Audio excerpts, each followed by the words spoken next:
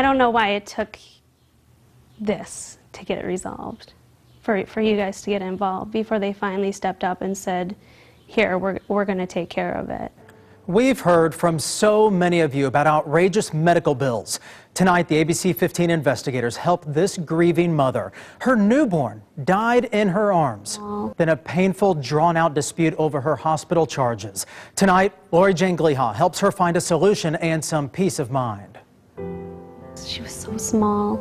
She was perfect. The first time she held her newborn baby, Melissa Sherman savored every second. She was born and we just held her. That's all we did. These tiny clothes were too big for baby Kaylee.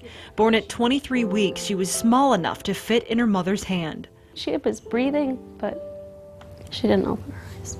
The mother-daughter moment didn't last long. Kaylee was much too premature to survive more than a few minutes.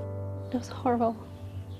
A special silver box helps Melissa remember the few moments they shared. Then to leave with no baby was pretty bad.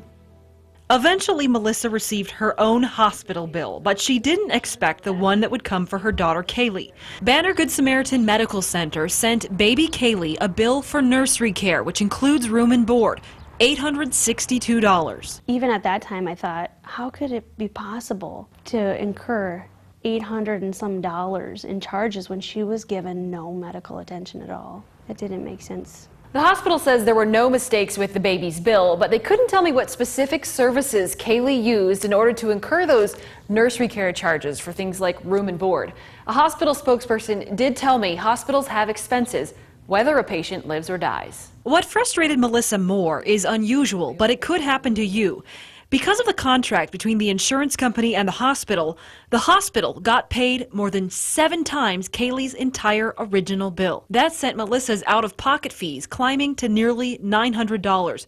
Her costs were also higher than the original bill. It didn't add up. Melissa says she called the hospital several times over more than 4 months, trying to understand, trying to get the bill resolved, until something finally changed. I told the billing manager at Banner that I was working with ABC 15, and the bill got resolved almost immediately. A hospital spokesperson tells us they extend their heartfelt thoughts to Melissa and her family.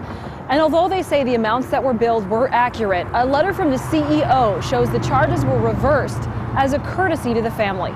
Tell us about your billing situations at abc15.com/investigators.